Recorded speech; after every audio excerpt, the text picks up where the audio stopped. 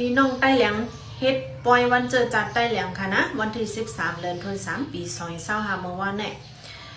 เขาจัดเฮ็ดกว่าตีเวงโฮมหมักลังเลยค่ะนะเมื่อวานวันที่13เดือนธันวาคมปี2025เนี่ยตกแมนวันเจอจัดใต้เหลียงขอบขบทนถือ4ปาก90ไป8ปีอยู่ที่ตับซึกใต้เหลียง SNA on holdจัดเฮ็ดปังแก้วป้อยอยู่ยาวเนี่ยค่ะนะสื่อข่าวใต้เหลียง The Voice of Channel เตรียมไว้ว่าปังแก้วป้อยจัดเฮ็ดกว่าตีเมืองเสียงใต้แนงเจเวงโฮมหมักลังในเป็นอันจัดเฮ็ดโปรแกรมที่เก่าตีปังแก้วป้อยมีก็ซึกก็หันตับซึกใต้เหลียง SNA เขาจุ้มสังฆาใต้เหลียงจุ้มกวนเมืองเจิ้นมีเนื้อเอิงอีกป้าปู่ตั้งปู่เฮงเขาอ่อนกันเข้าโฮมนะคะเมื่อว่าในวันเจอจัดปะโอในอิงเนื้อวันเลือนสีม่นค่ะนะอิงเนื้อวันอิงกะเลดนะอันเป็นใต้เหลียงนะฮะอิงเอาวันที่13ค่ะนะวันที่13เดือนธันวาคมในเป็นวันเจอจัดพี่น้องใต้เหลียงอันปะโอเป็นวันเลือนสีม่นเลือนสีม่นน่ะตกยาวันแล้วก็ย่อเขาตื่นมักมันว่าวันเลือนสีม่นในเป็นวันเจอจัดเขาสองอันเนี่ยเหมือนกันค่ะนะให้หมอจับแพรกันค่ะเนาะวันเจอจัดใต้เหลียงในหมายต้องวันนั้นคุณเอาคำใต้เหลียงมือก่อนกอดตังวันมือปีใต้เฮง6ปัก21นี่ปีคริสเฮง5ปัก27เดือนมาร์ชวันที่13นั่นน่ะยาวนะคะเนาะวันกอดตังเขาอันนั้นก็จัดเหตุการณ์นะคะนะเดี๋ยวก็เฮากว่าแทงโบนึงค่ะตีเว้งเหลือนะคะมันตะเลค่ะนะจุ่มซึกกอง4ซึกมันเข้ามาติ้งยอบเอาลูกอ่อนห้องเฮนกะเฮ็ดซึกไหนค่ะเจอมีอาสา17-18มาก็เขาเฮนตกลื้นนั่นน่ะเนาะย้อนเปิ้นมีโควิดว่าซิมปังตึกว่าห้องเฮนอะไรอึดกะเจ้านั้นไว้ห้องเฮนผุยก็ลูกอ่อนเจ้าน่ะเฮนตกลื้นอาสัก17-18เนี่ยก็ทำมาห้องเปิ้นกะเฮ็ดซึกไหนค่ะโปรเมเจอร์เนี่ยก็อยากจะได้ว่านะคะกำลื้นในเฮ็ดถึงล่ะในกะตึงลาดที่เขานะตึกเป็นลูกอ่อนห้องเฮนอยู่อย่าเน้นยอบกะเฮ็ดเนี่ยพวกนั้นก็เอามาไว้กำแถมนั่นน่ะเนาะทอกคำจานั่นน่ะนะไว้กำแถมห้องเฮ็ดล่ะวันลูกสูดตึกเป็นวันเฮ็ดอยู่นะโปแม่ลูกอ่อนห้องเฮ็ดตีเว้งเหลือซะเนี่ยไล่ออนกันกะย้อนไว้กำแถมตีห้องเฮ็ดเนี่ยค่ะวันลูกเขาตึกเฮ็ดเต้อยู่นะออนกันไล่มีลงตุกใจสุยงจังไหนเนี่ยค่ะตีเว้งเหลืออันนั้นลูกตีข่าวชื่อทีเมต่างไว้ค่ะนะ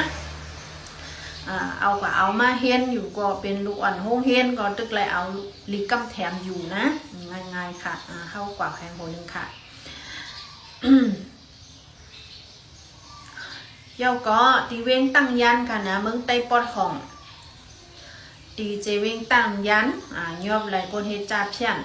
ยอบไหลก้นเฮ็ดปังลงหรือออนไลน์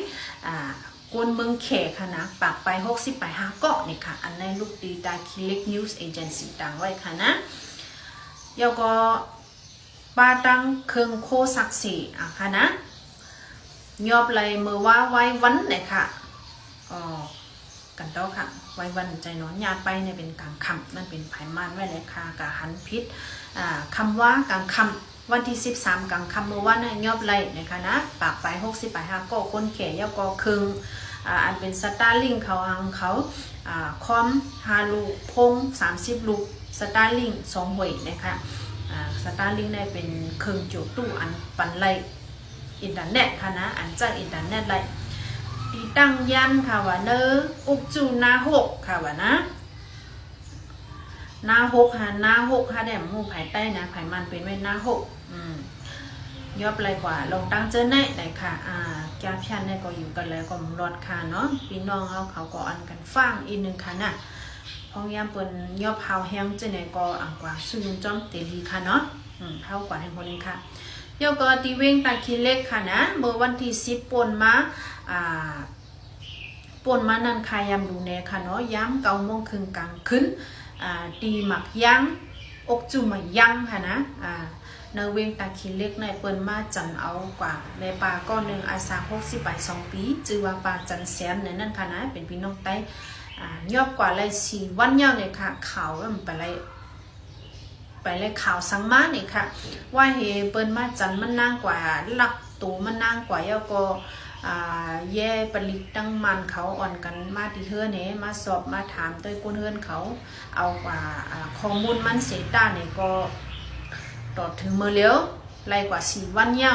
ไปมีข่าวสังเด็กข่าวนะเยอะกว่าเนี่ยไปไล่ข่าวอย่างอันเหลือมาเนี่ยค่ะนะเย็นกว่าซอยๆเจ้าเนี่ยค่ะอันนี้ก็ย้อนสู้เฮาในป่าจันแสงเฮาหลอดเพอย่าไปอะไรตุกสังค่ะนะเหมือนจังเฮาย้อนสู้ปันยิ่งอ่อนเบอร์คนมานั่นค่ะเนาะในก็เอาใจจอยค่ะนะตอนตาวันเมื่อได้ก็ข่าวเขาเต็มมีหมอกในไว้ค่ะขันค้ำ1 แก้ว66 แสนไป50,000เงินไทย1 วัตต์ปากไป